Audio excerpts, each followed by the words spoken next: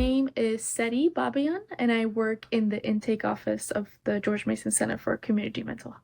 What inspired you to get into the mental health field?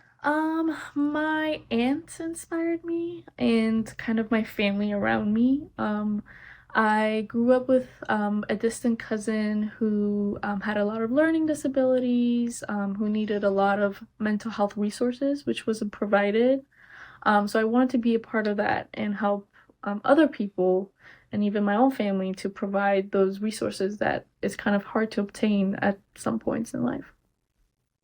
Can you tell me about your responsibilities in the intake office? Yeah, so I am the kind of the first contact of clients when they first try to come into the center.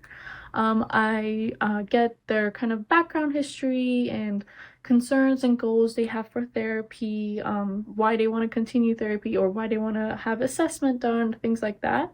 I complete a pre-screening for them, and if they do a reduced fee application or if they need any other forms to be completed before we send their client file to the supervisors.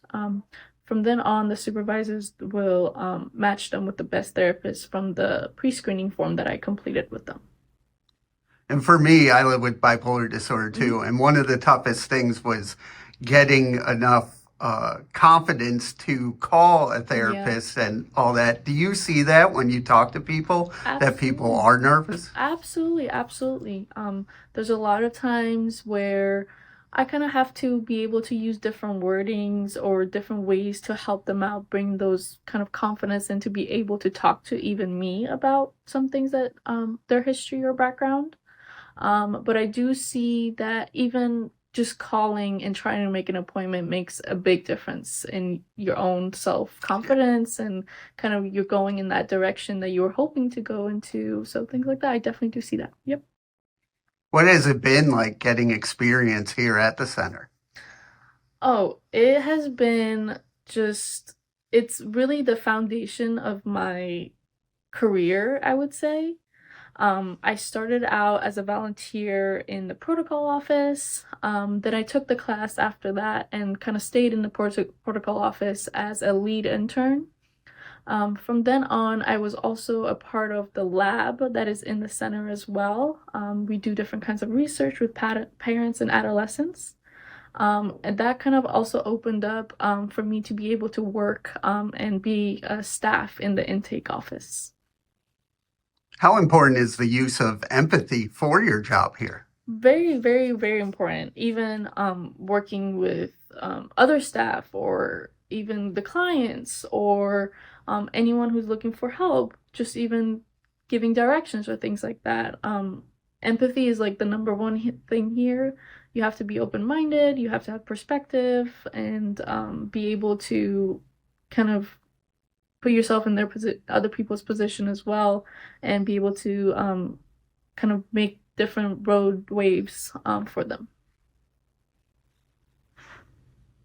How does it feel for you to be helping others?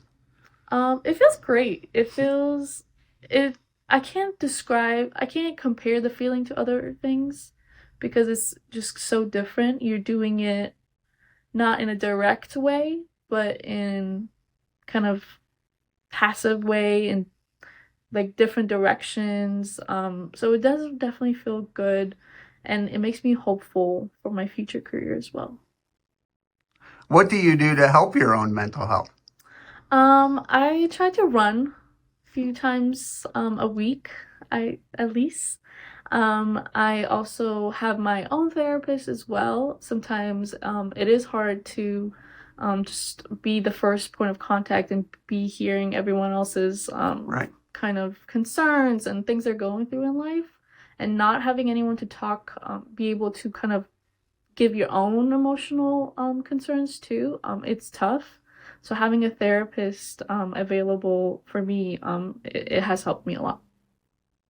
What would you say to anyone going through a tough time? Pain is temporary. It's not gonna be forever. It does pass at some point. It will pass. As long as it is hard to work on yourself when you are going through a lot, but as long as you see a clear goal and be able to put all those little things aside and just kind of have a tunnel vision, you will succeed.